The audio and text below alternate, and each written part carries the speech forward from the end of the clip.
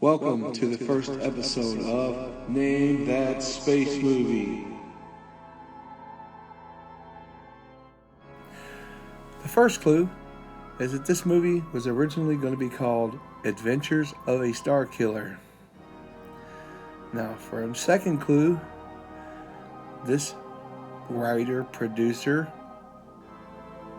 fought with the movie company for a few years to try to get the production of this movie going, and they resisted, and eventually they went along and finally made the movie. Another clue is that this movie had all the features of any other science fiction movie except one thing. It had robots, it had aliens, it had other worlds, all the things that had been recorded in Star Trek, Lost in Space, and several other movies that had been released over the years and TV series.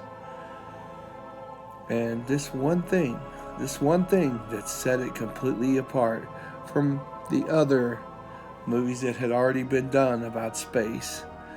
I don't know if you've guessed it yet by now, but this movie, for the last clue, was finally released in 1977 after 3 years of working on it.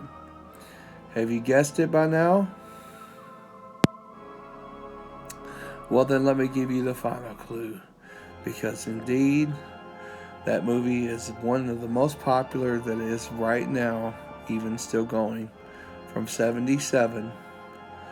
And the last clue and the last piece of information I'm going to give you about this movie is one that might come a little surprising to you. That one thing that made it different was Jedi Knights of the Force. And this man here, George Lucas, stole it from this kid right here. A 7-year-old kid who at the time was semi-handicapped. So all you calling yourself Jedi Knights, and you don't have permission, and you're technically pirates, just like the fraud George Lucas. Now, sorry that the prize was you finding out that you're actually taking something that doesn't belong to you and using it. If you're using Jedi Knight in a game handle or anywhere else, you didn't have my permission. So, sorry that you find out you're a pirate as your prize. Secondly, the reason I did this was because my name, the names I've been using, Star Wars, and also have been being